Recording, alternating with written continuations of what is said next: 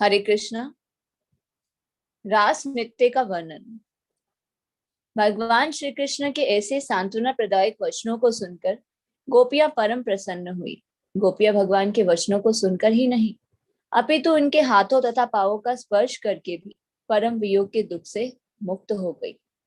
तत्पश्चात भगवान ने रास नृत्य, रास लीला प्रारंभ किया। जब कोई अनेक लड़कियों के बीच में नाचता है तो उसे रास नृत्य कहते हैं।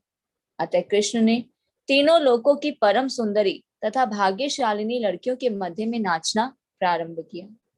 कृष्ण के प्रति आसक्त रहने वाली वृंदावन की गोपियां कृष्ण के साथ हाथ से हाथ मिलाकर नाचने लगी। कृष्ण के रास नृत्य की तुलना बाल डांस या सोसाइटी डांस जैसे किसी भी संसारी नृत्य से नहीं की जा सकती। रास नृत्य नितांत आध्यात्मिक क्रिया है। इस तथ्य की स्थापना के लिए परम योगी कृष्ण ने अपने आप को अनेक रूपों में विस्तारित किया और वे प्रत्येक गोपी के पास खड़े हो गए। अपने दोनों ओर खड़ी गोपियों के कंधों पर अपने हाथ रखकर कृष्ण नाचने लगे। गोपियों को कृष्ण के यौगिक विस्तार नहीं दिख पाए, क्योंकि वे प्रत्येक के साथ अकेले अकेले प्रकट हुए। प्रत्येक गोपी सोच रही थी कि कृष्ण केवल उसी के साथ नाच रहे हैं। इस अद्भुत नृत्य को स्वर्ग के निवासी अपने अपने विमानों में उड़कर देखने लगे, क्योंकि वे गोपियों के साथ कृष्ण के नृत्य को देखने के लिए उत्सुक थे। गंधर्व तथा किन्नर गाने लगे और अपनी अपनी पत्नियों समेत सारे गंधर्व नृत्य मंडली पर पुष्प वर्षा करने लगे। गोपियों तथा कृष्ण के नाचने से उनके नुपुरों, आभूषणों तथा कंगनों से रुंझुन की मधुर संगीत रूपी आवाज उत्पन्न हो रही थी। कृष्ण ऐसे प्रतीत हो रहे थे मानो रतन जड़ित स्वर्णिम हार के मध्य कोई नीलमणि सुशोभित हो। कृष्ण तथा गोपियों के नृत्य के समय उनके अद्वितीय शारीरिक अंग दिखाई पड़ रहे थे। उनके पांवों की गति, उनका एक दूसरे पर हाथ रखना, उनकी बाहों की मटकन, उनकी मुस्कान, गोपियों के उरोजों, वस्त्रों, कुंडलों, कपोलों तथा फूल से गुथे केशों की गतियां जब वे नाच गा रहे थे तो सबों को मिलाकर ऐसा लग रहा था मानो बादल, गर्जन, हिमपात तथा बिजली हो। कृष्ण के शरीर के अंग बादलों के समूह के समान लग रहे थे। गोपियों के गीत गर्जन के समान थे। गोपियों की सुंदरता आकाश में बिजली की श्रुति के समान थी और उनके मुखों पर उबरी पसीने की बूंदें हिमपात जैसी लग रही थी।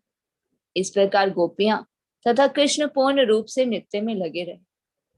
कृष्ण के समागम से अधिकाधिक आनंद प्राप्त करने की इच्छा से गोपियों की ग्रीवाएं लालिमा से युक्त हो गई। उन्हें संतुष्ट करने के लिए कृष्ण उनके गाने के साथ साथ ताल देने लगे। वस्तुतः सारा संसार कृष्ण के गायन से ओतप्रोत है, किंतु विभिन्न जीव उसे भिन्न भिन्न रूपों में सहराते हैं। इसकी पुष्टि भगवत गीता में हुई है। ये यथा माम प्रपद्यन्ते तांस तैव भजामि अहम। कृष्ण नाच रहे हैं तथा प्रत्येक जीवात्मा भी नाच रहा है, किंतु आध्यात्मिक तथा भौतिक जगत के नृत्यों में अंतर होता है। इसे चैतन्य चरितामृत के लेखक ने व्यक्त किया है और कहा है कि कृष्ण नृत्य आचार्य हैं और प्रत्येक व्यक्ति उनका सेवक है। प्रत्येक व्यक्ति कृष्ण के नृत्य का अनुकरण करने का प्रयास कर रहा है। जो लोग कृष्ण भावना भावित हैं, वे कृष्ण के नृत्य का ठीक से अनुकरण कर पाते हैं। वे स्वतंत्र रूप से नाचने का प्रयत्न नहीं करते, किंतु जो भौतिक संसार में है वे भगवान के रूप में नाचते हुए कृष्ण का अनुकरण करने का प्रयास करते हैं। सारे जीव कृष्ण की माया के निर्देश से नाच रहे हैं और यह सोचते हैं कि वे कृष्ण के तुल्य हैं, किंतु यह सही नहीं है। कृष्ण भावनामृत में यह भ्रम नहीं होता, क्योंकि कृष्ण भावना भावित व्यक्ति जानता है कि कृष्ण परम स्वामी है और हर व्यक्ति उनका दास है। मनुष्य को कृष्ण का अनुकरण करने या श्री भगवान के तुल्य बनने के लिए नहीं, अपितु कृष्ण को प्रसन्न करने के लिए नाचना होता है। गोपियां कृष्ण को प्रसन्न करना चाहती थी, अतः जो ही कृष्ण गाने लगे तो सारी गोपियां दोहराकर उन्हें प्रोत्साहित करते हुए बोली, बहुत अच्छा, बहुत अच्छा। कभी कभी वे कृष्ण की प्रसन्नता के लिए स्वयं गाती और कृष्ण उनकी प्रशंसा करते।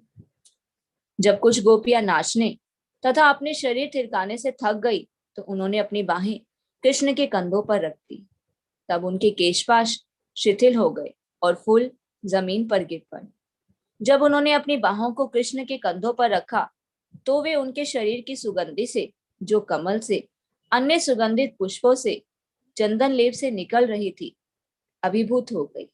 वे उनके आकर्षण से फूल उठी और उनका चुंबन करने लगी।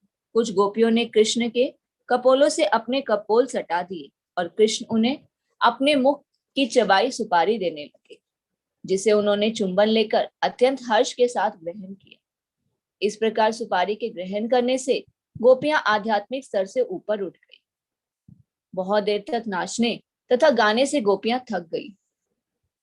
कृष्ण उनके पास ही नाच रहे थे और अपनी थकान मिटाने के लिए गोपियों ने उनका हाथ लेकर अपने उन्नत उरोजों पर रख लिया। कृष्ण का हाथ तथा गोपियों के उरोज शाश्वत रूप से शुभ है, अतः जब दोनों मिल गए तो वे आध्यात्मिक रूप से ऊपर उठ गए। गोपियों ने लक्ष्मीपति कृष्ण के साथ इतना आनंद लूटा कि वे यह भूल गई कि संसार में उनके कोई अन्य पति भी हैं, और कृष्ण के साथ नाचने गाने और उनकी भुजाओं द्वारा आलिंगित होकर वे सर्वस्व भूल गई। श्रीमद् भागवत में कृष्ण के साथ रास नृत्य करती गोपियों के सौंदर्य का वर्णन इस प्रकार मिलता है। उनके दोनों कानों के ऊपर कमल के फूल थे, उनके मुख चंदन लेप से सुसज्जित थे, वे तिलक लगाई थी और उनके स्मित मुखों पर पसीने की बूंदें थी। उनके कंगनों से और पैरों से नुपुरों की ध्वनि आ रही थी। उनके केश के फूल कृष्ण के चरण कमलों पर गिर रहे थे और वे अत्यंत संतुष्ट थे। जैसा कि ब्रह्म संहिता में कहा गया है, ये समस्त गोपियां कृष्ण की हलदायिनी शक्ति का विस्तार है। अपने हाथों से उनका स्पर्श करते तथा उनकी मोहक आंखों को देखते हुए कृष्ण गोपियों के साथ वैसा ही आनंद लूट रहे थे जिस तरह एक बालक शीशे में अपने शरीर का प्रतिबिंब देखकर खेलने का आनंद पाता है। जब कृष्ण गोपियों के शरीर के विभिन्न अंगों का स्पर्श करते तो गोपियां आध्यात्मिक शक्ति से परिपूरित हो उठती। वे चाहकर भी अपने वस्त्रों को संभाल ना पाती। उनके केश तथा वस्त्र बिखर गए और उनके आभूषण ढीले पड़ गए, क्योंकि कृष्ण के संग के कारण वे अपने आप को भूल गए। जब कृष्ण रास नृत्य में गोपियों के संग का आनंद ले रहे थे तो देवता तथा उनकी पत्नियां अत्यंत विस्मित होकर आकाश में एकत्र होने लगे। चंद्रमा भी एक प्रकार से काम मोहित होकर नृत्य देखने लगा और आश्चर्य से चकित रह गया। गोपियों ने देवी कात्यायनी से प्रार्थना की थी कि उन्हें कृष्ण पति के रूप में प्राप्त हो, और अब कृष्ण स्वयं को गोपियों की संख्या के अनुरूप विस्तारित करके तथा पति रूप में उनका भोग करके उनकी उस इच्छा की पूर्ति कर रहे थे। श्री सुखदेव गोस्वामी ने कहा है कि कृष्ण आत्मनिर्भर हैं, अर्थात वे आत्मा राम हैं। उन्हें अपनी तुष्टि के लिए किसी की भी आवश्यकता नहीं होती। चूंकि गोपियों ने उन्हें पति रूप में चाहा था, इसलिए वे उनकी इच्छा पूर्ति कर रहे थे। जब कृष्ण ने देखा कि गोपियां उनके साथ नाचने के कारण थक गई हैं, तो वे तुरंत अपने हाथ उनके मुखों पर फेरने लगे, जिससे उनकी थकान दूर हो जाए। कृष्ण के इस सौजन्य का बदला चुकाने के लिए वे प्रेम पूर्वक उनकी ओर देखने लगी। वे कृष्ण के शुभ कर स्पर्श से अति प्रसन्न थी।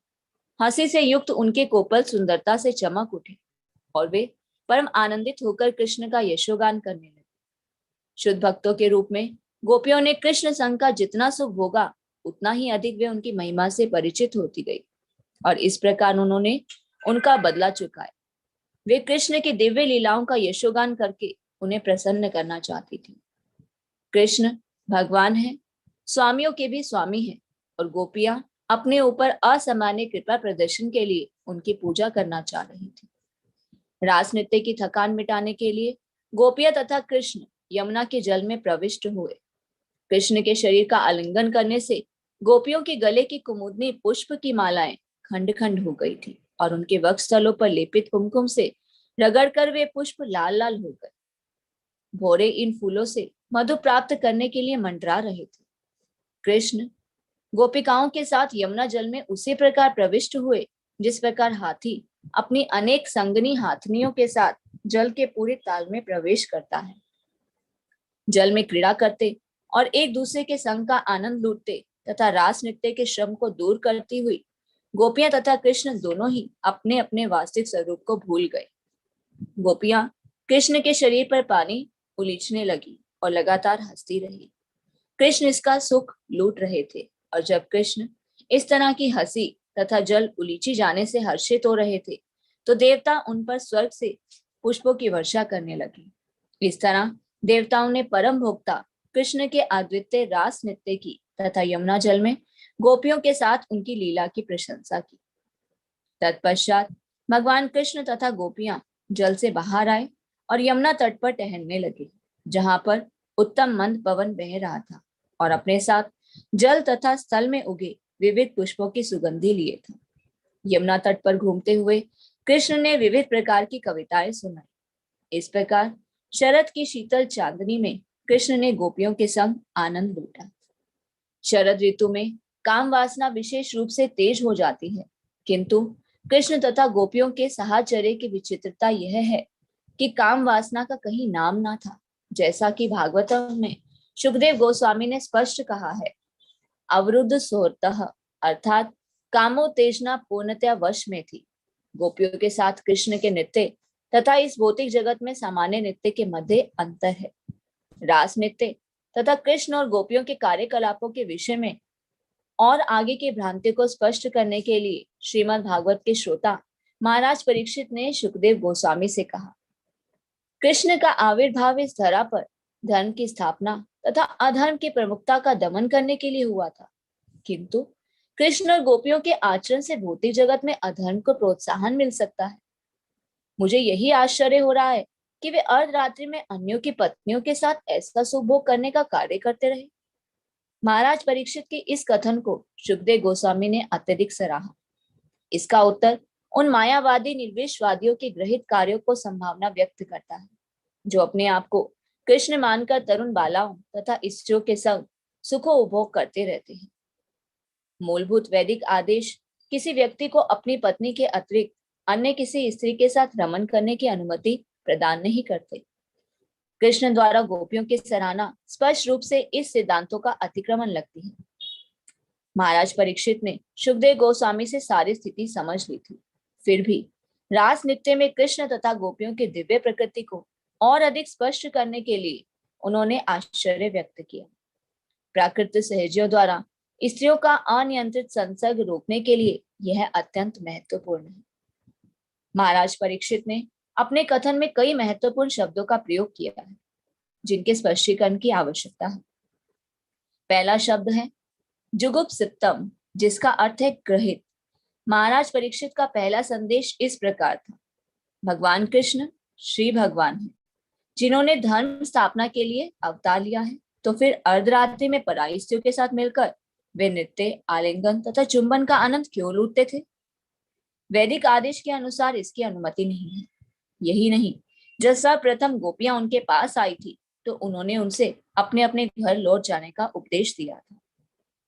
वेदों के अनुसार पराई स्त्रियों या तरुण बालाओं को बुलाकर उनके साथ नृत्य का आनंद लूटना निश्चित ही गृहित है, तो फिर कृष्ण ने ऐसा क्यों किया? दूसरा शब्द है आप्तकाम। कुछ लोग इसका अर्थ ले सकते हैं कि तरुणियों के बीच कृष्ण अत्यंत कामुक थे, किंतु परीक्षित महाराज ने कहा कि ऐसा संभव नहीं हो सकता। वे कभी भी कामुक नहीं हो सकते। सर्वप्रथम वे भौतिक गणना के अनुसार केवल 8 वर्ष के थे और इस आयु में कोई भी बालक कामुक नहीं हो सकता। आप्त काम का अर्थ है कि भगवान स्वयं में संतुष्ट हैं। यदि वे कामुक हो भी तो उन्हें अपनी कामेच्छाओं की तुष्टि के लिए किसी अन्य व्यक्ति की सहायता की आवश्यकता नहीं रहती। दूसरी बात यह है कि स्वयं कामुक ना होते हुए भी कृष्ण गोपियों की कामेच्छाओं से प्रेरित हुए होंगे। किंतु महाराज परीक्षित ने फिर एक अन्य शब्द का प्रयोग किया, यह है यदुपति, जिसका अर्थ है कि वे यदुवंश के सर्वाधिक सम्मानीय व्यक्ति हैं। यदुवंशी राजा अत्यंत पवित्र माने जाते थे और उनके वंशज भी वैसे ही थे। उस परिवार में जन्म लेकर भला कृष्ण किस प्रकार गोपियों द्वारा प्रेरित हुए होंगे? अतः यह निष्कर्ष निकाला कि कृष्ण के लिए कोई भी ग्रहित काम कर पाना संभव ना था, किंतु महाराज परीक्षित को संदेह था कि कृष्ण ने ऐसा क्यों किया, उनका वास्तविक प्रयोजन क्या था। सुखदेव गोस्वामी को संबोधित करते हुए महाराज परीक्षित ने जिस अन्य शब्द का प्रयोग किया वह था सुव्रत, जिसका अर्थ है पुण्य कर्म करने का व्रत लेना। सुखदेव गोस्वामी एक शिक्षित ब्रह्मचारी थे, अतः विषय भोग में उनका रत होना संभव ना था। ब्रह्मचारियों के लिए यह नितांत वर्जित है, तो सुखदेव गोस्वामी जैसे ब्रह्मचारी के विषय में क्या कहना। किंतु जिन परिस्थितियों में रास नृत्य हुआ था वह अत्यंत संदेहास्पद थी। अतः महाराज परीक्षित ने स्पष्टीकरण के लिए सुखदेव गोस्वामी से पूछा। सुखदेव गोस्वामी ने तुरंत उत्तर दिया कि परम नियंता द्वारा धार्मिक सिद्धांतों का अतिक्रमण उनकी महान शक्ति को प्रमाणित करता है। उदाहरणार्थ, अग्नि किसी भी गर्हित वस्तु को जला सकती है, यह अग्नि की श्रेष्ठता का प्राकट्य है। इसी प्रकार सूर्य मूत्र या मल से जल का शोषण कर सकता है, किंतु सूर्य कलुषित नहीं होता, अपितु धूप के प्रभाव से प्रदूषित या संदूषित स्थान संदूषण रहित हो जाता है। कोई चाहे तो यह भी तर्क कर सकता है कि चूंकि कृष्ण सर्वोच्च प्रमाण है, अतः उनके कर्मों का पालन करना चाहिए। इस तर्क के उत्तर में सुखदेव गोस्वामी ने स्पष्ट कहा है कि ईश्वर अर्थात परम नियंता कभी कभी अपने ही आदेशों का अतिक्रमण कर सकते हैं, किंतु यह केवल स्वयं नियामक के लिए संभव है, उनके अनुयायियों के लिए नहीं। नियंता द्वारा किए गए असामान्य तथा असाधारण कार्यों का कभी भी अनुकरण नहीं किया जा सकता। सुखदेव गोस्वामी ने आगाह किया है कि जो बद्धजीव अपने वश में नहीं है, उन्हें नियंता के असामान्य कार्यों के अनुकरण को सोचना भी नहीं चाहिए। एक मायावादी चिंतक झूठे ही अपने को ईश्वर या कृष्ण होने का दावा कर सकता है, किंतु वह वास्तव में कृष्ण की भांति कार्य संपन्न नहीं कर सकता। वह अपने अनुयायियों को झूठे ही रास नृत्य की नकल करने के लिए मना सकता है, किंतु वह गोवर्धन पर्वत को नहीं उठा सकता। भूतकाल में हमें मायावादी पाखंडियों के अनेक अनुभव प्राप्त हैं, जहां उन्होंने कृष्ण बनकर रासलीला का भोग करने के उद्देश्य से अपने अनुयायियों को धोखा दिया है। कई बार तो सरकार ने उनकी तलाशी ली, उन्हें बंदी बनाया और दंड दिया। उड़ीसा में ठाकुर भक्ति विनोद ने एक तथाकथित विष्णु के अवतार को दंडित किया, जो तरुणियों के साथ रासलीला रचाने की नकल करता था। उसके तथाकथित अवतार के विरुद्ध अनेक शिकायतें थी। उस समय भक्ति विनोद ठाकुर जिलाधीश थे और सरकार ने उन्हें इस दूत को दंडित करने के लिए नियुक्त किया था। उन्होंने उसे कठोर दंड दिया। रासलीला का अनुकरण कोई नहीं कर सकता। सुखदेव गोस्वामी तो यहाँ तक आगाह करते हैं, कोई भी इसका अनुकरण करने का विचार तक ना करे। वे विशेष रूप से उल्लेख करते हैं कि यदि कोई मूर्खतावश कृष्ण की रासलीला का अनुकरण करने का यत्न करता है, तो वह उसी तरह मरेगा जिस प्रकार शिवजी के विषपान का अनुकरण करने की इच्छा करने वाला व्यक्ति मरता है। शिवजी ने विषपान किया और उसे अपने कंठ में रखा, जिससे उनका कंठ नीला पड़ गया, इसलिए शिवजी नीलकंठ कहलाए। किंतु यदि कोई सामान्य पुरुष विषपान करे या गांजा पीकर शिवजी का अनुकरण करे, तो वह तुरंत ही मर जाएगा और विनष्ट हो जाएगा। गोपियों के साथ कृष्ण का यह व्यवहार विशिष्ट परिस्थितियों में था। अधिकांश गोपियां अपने पूर्व जन्म में महान ऋषि थी, जो वेदों के अध्ययन में पटु थे, और जब भगवान कृष्ण भगवान रामचंद्र के रूप में अवतरित हुए थे, तो वे उनके साथ सुख उपभोग करना चाहती थी। भगवान रामचंद्र ने उन्हें वर दिया था कि जब वे कृष्ण रूप में अवतार लेंगे तो उनकी इच्छा पूरी होगी। अतः भगवान कृष्ण के अवतार का सुखोपभोग करने की गोपियों की इच्छा अत्यंत दीर्घ काल से बनी हुई थी। अतः कृष्ण को अपना पति बनाने के लिए वे देवी कात्यायनी के पास गई। ऐसे अन्य अनेक उदाहरण हैं जो कृष्ण की परम सत्ता को प्रमाणित करते हैं और ये प्रदर्शित करते हैं कि भौतिक जगत के विधि विधानों से बंधे हुए नहीं हैं। विशिष्ट परिस्थितियों में अपने भक्तों पर कृपा करने के लिए वे इच्छा अनुसार कार्य करते हैं, किंतु वे ही ऐसा कर सकते हैं क्योंकि वे परम नियंता हैं। सामान्य लोगों को चाहिए कि कृष्ण द्वारा भगवत गीता में दिए गए उपदेशों का पालन करें और रासलीला द्वारा कभी भी कृष्ण का अनुकरण करने की कल्पना ना करें। कृष्ण द्वारा गोवर्धन पर्वत का उठाया जाना, पूतना जैसी राक्षसी का वध करना तथा अन्य घटनाएं स्पष्ट रूप से उनके अलौकिक कार्य है। इसी प्रकार रासलीला भी असामान्य कार्य है, जिसका अनुकरण सामान्य व्यक्ति नहीं कर सकता। अर्जुन जैसे अपनी वृत्ति में लगे हुए सामान्य व्यक्ति को चाहिए कि वह कृष्ण को प्रसन्न करने के लिए अपना कर्तव्य करे। यही उसके सामर्थ्य की बात है। अर्जुन योद्धा था और कृष्ण की इच्छा थी कि उनको प्रसन्न करने के लिए वह युद्ध करे। पहले तो अर्जुन इसके लिए तैयार नहीं हुआ, किंतु बाद में वह राजी हो गया। सामान्य पुरुषों का कर्तव्य कर्म निभाना होता है। उन्हें कूदकर कृष्ण का अनुकरण करके रासलीला में प्रवृत्त होकर अपना विनाश नहीं कर लेना चाहिए। मनुष्य को यह निश्चित रूप से जान लेना चाहिए कि गोपियों के वरदान स्वरूप कृष्ण ने जो कुछ भी किया उसमें उनका कोई निजी स्वार्थ नहीं था। जैसा कि भगवत गीता में कहा गया है, न माम कर्माणि लिम्पन्ति। कृष्ण को कभी अपने कर्म फल का सुख या दुख नहीं भोगना पड़ता, अतः वे कभी अधर्म का आचरण नहीं करते। वे सभी धार्मिक कर्मों तथा सिद्धांतों से परे हैं। उन्हें प्रकृति के त्रिगुण छू तक नहीं पाते। वे समस्त जीवों के परम नियंता हैं। चाहे वे मानव समाज हो, स्वर्ग में देव समाज हो या जीवों की अधम योनियां हो, वे भौतिक प्रकृति के भी परम नियंता हैं। अतः उन्हें धर्म या अधर्म से कुछ भी लेना देना नहीं रहता।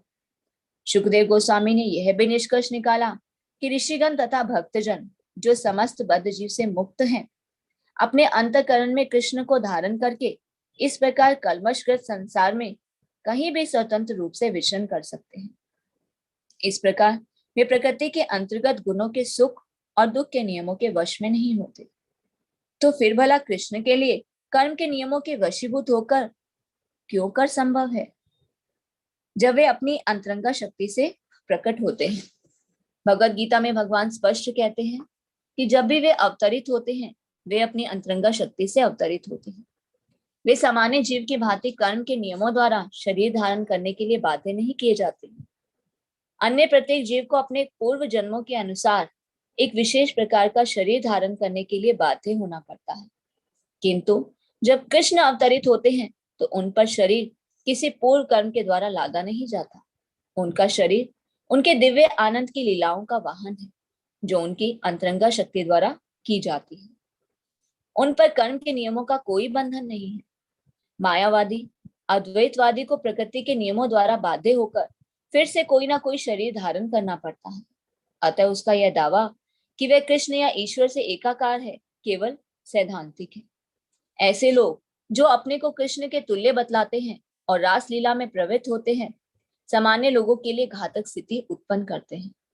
भगवान श्री कृष्ण पहले से ही गोपियों तथा उनके पतियों के शरीर के भीतर परमात्मा रूप में उपस्थित थे। वे संपूर्ण जीवों के मार्गदर्शक हैं, जैसा कि कठोपनिषद में कहा गया है, नित्यो नित्यानाम चेतन चेतनाम। परमात्मा ही जीवात्मा को कर्म करने के लिए निर्देश देता है। परमात्मा ही कर्ता तथा सभी कर्मों का साक्षी है। भगवद गीता में पुष्टि की गई है कि कृष्ण सबों के हृदय में है और उन्हीं से सारे कर्म, स्मृति तथा विस्मृति उत्पन्न होते हैं। वे ही आदि पुरुष हैं जो वैदिक ज्ञान द्वारा किए हैं। वे वेदांत दर्शन के रचयिता हैं तथा उसके पूर्ण ज्ञाता हैं। तथा कथित वेदांती तथा मायावादी विद्वान कृष्ण को यथारूप में नहीं समझ पाते। वे कृष्ण के कार्यों का अस्वाभाविक रूप से अनुकरण करते हुए अनुयायियों को गुमराह करते हैं। परमात्मा स्वरूप कृष्ण जन जन के शरीर में व्याप्त हैं। अतः यदि वे किसी को देखते हैं या किसी का आलिंगन करते हैं तो अनौचित्य का प्रश्न नहीं उठता। कोई ये प्रश्न कर सकता है कि यदि कृष्ण आत्मा राम है तो उन्होंने गोपियों के साथ ऐसी लीलाएं क्यों की जो विश्व के आदर्शवादियों को विशुद्ध करती है। इसका उत्तर यही है कि ऐसे कार्यों से पतित बद्ध जीवों पर विशिष्ट कृपा प्रदर्शित होती है। गोपियां भी उनकी अंतरंगा शक्ति का विस्तार है, किंतु चूंकि श्री कृष्ण रासलीला करना चाहते थे, अतः गोपियां भी सामान्य प्राणियों के रूप में प्रकट हुई। भौतिक जगत में अंततो गत्वा आनंद का प्राकट्य स्त्री या पुरुष के मध्य काम शक्ति के रूप में होता है। पुरुष स्त्री के द्वारा मोहित होने के लिए जीवित है और स्त्री पुरुष के द्वारा मोहित होने के लिए। यही भौतिक जीवन का मूल सिद्धांत है। जो जो ये आकर्षण संयुक्त हो जाते हैं, त्यों त्यों लोग भौतिक जगत में और अधिक उलझते जाते हैं। कृष्ण ने उन पर विशेष कृपा दर्शन के उद्देश्य से रासलीला नृत्य का प्रदर्शन किया। यह बद्ध जीवों को मोहित करने के लिए है, चूंकि वे काम विद्या के प्रति अत्यधिक आकृष्ट रहते हैं। अतः कृष्ण के साथ वे वैसा ही जीवन भोगते हैं और इस तरह भौतिक अवस्था से मुक्त हो जाते हैं। श्रीमद् भागवत के द्वितीय स्कंद में महाराज परीक्षित यह भी बताते हैं कि भगवान कृष्ण के कार्य तथा लीलाएं बद्ध जीवों के लिए औषधि तुल्य हैं। यदि वे कृष्ण के विषय में केवल श्रवण करते हैं तो भी वे भौतिक रोगों से मुक्त हो जाते हैं। वे लोग भौतिक सुख उपभोग तथा काम शास्त्र संबंधी पुस्तकें पढ़ने के आदी होते हैं, किंतु गोपियों के साथ कृष्ण की इन दिव्य लीलाओं के श्रवण मात्र से वे भौतिक कलमश से मुक्त हो जाएंगे। सुखदेव गोस्वामी ने यह भी बताया कि किससे और किस प्रकार श्रवण करना चाहिए। सबसे बड़ी कठिनाई तो यह है कि सारा जगत मायावादियों से भरा पड़ा है, और जब वे श्रीमद् भागवत के पेशेवर वाचक बन जाते हैं और जब लोग मायावाद दर्शन के प्रभाव को जाने बिना ऐसे लोगों से कथा सुनते हैं तो वे संभ्रमित हो जाते हैं।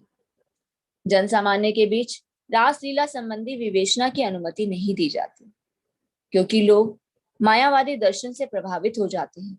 किंतु यदि कोई उन्नत चेतना वाला व्यक्ति यह विवेचना करता है तो श्रोतागण निश्चय ही क्रमशः कृष्ण भावनामृत को प्राप्त होते हैं और भौतिक कलमशकृत जीवन से मुक्त हो जाते हैं। एक अन्य महत्वपूर्ण बात है कि कृष्ण के साथ नाचने वाली सारी गोपिकाएं अपने अपने भौतिक शरीरों में नहीं थी। वे कृष्ण के साथ अपने आध्यात्मिक शरीरों में नाची थी। उनके पति तो यही समझते थे कि उनकी पत्नियां उनके पास सोई हुई हैं। गोपियों के तथाकथित पति कृष्ण की बहिरंगा शक्ति के प्रभाव से मोहित थे, अतः इसी शक्ति के कारण वे ये नहीं जान पाए कि उनकी पत्नियां कृष्ण के साथ नृत्य करने गई हैं। तो फिर दूसरे की पत्नियों के साथ नाचने का कृष्ण पर कैसा आरोप? गोपियों के शरीर जो उनके पतियों के थे शैया पर लेटे थे, किंतु उनके आध्यात्मिक अंश जो कृष्ण के थे वे तो उनके साथ नाच रहे थे। तो कृष्ण परम पुरुष, पूर्ण आत्मा और वे गोपियों के आध्यात्मिक शरीरों के साथ नृत्य करते थे, अतः कृष्ण पर किसी भी प्रकार का आरोप नहीं लगाया जा सकता।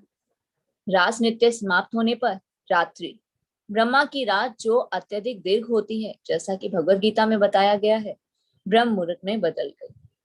ब्रह्म मुहूर्त सूर्योदय से लगभग 1.5 घंटे पूर्व होता है। यह संस्तुति की जाती है कि लोग इसी समय बिस्तर से उठे और शौच कृत्य से निवृत्त होकर मंगल आरती तथा हरे कृष्ण मंत्र का कीर्तन करें। आध्यात्मिक कार्यों को संपन्न करने के लिए यह समय सबसे उपयुक्त होता है। जब ऐसा शुभ मुहूर्त आ गया तो कृष्ण ने गोपियों से जाने के लिए कहा।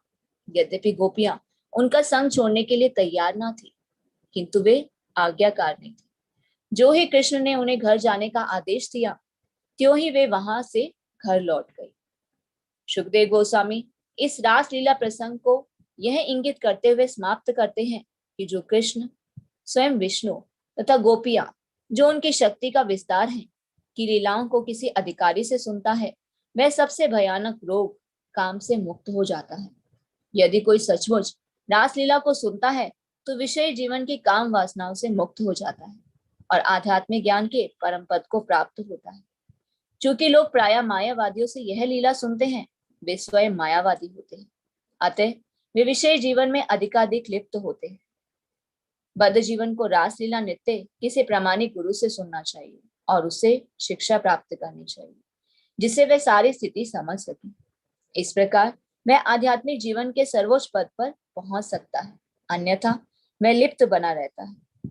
भौतिक विषय वासना काम एक प्रकार का मानस रोग है और इस रोग का उपचार करने के लिए संस्तुति की जाती है कि किसी निर्विशेषवादी दूत से ना सुनकर प्रामाणिक गुरु से सुना जाए।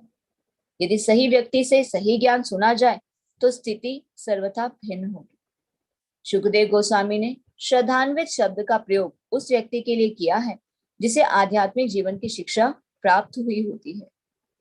श्रद्धा तो शुरुआत है।